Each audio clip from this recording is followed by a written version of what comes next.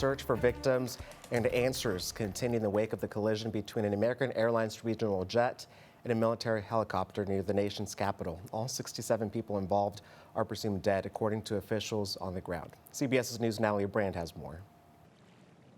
Dive recovery efforts are expected to resume today in the Potomac River for the victims of Wednesday night's tragic midair collision between an American Airlines jet and an Army Black Hawk helicopter. Investigators are also combing through the site collecting evidence. The National Transportation Safety Board says it's analyzing the plane's two black boxes, vital pieces in their search for answers. We want to make sure we get it right. We take our time. We involve a lot of people, a lot of parties. That's the best way to make sure that we don't let tragedies like this happen again. At the time of the crash, both aircraft were flying at about 400 feet.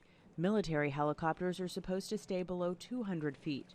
Sources also tell CBS News that just one air traffic control worker was managing helicopter traffic and some planes taking off and landing when the collision happened, a task that's usually handled by two different people at that time of day. As part of any investigation, we look at the human, the machine, and the environment. This was the first major commercial plane crash in the United States in around 16 years. Among those killed, young figure skaters, their parents and coaches returning from a competition and training camp. I couldn't believe it at first, but after reality sets in, it's tragic. Memorials of flowers placed in their honor at ice rinks in Northern Virginia and Boston. Natalie Brand, CBS News, Arlington, Virginia. And NTSB officials tell CBS News that they are expected to release a preliminary report on the crash in about 30 days.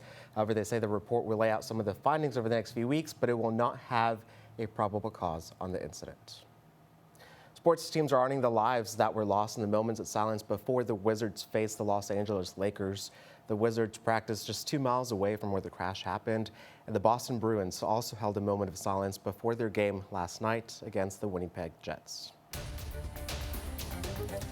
Well, a second lawsuit has been filed in the wake of a deadly terror attack in New Orleans.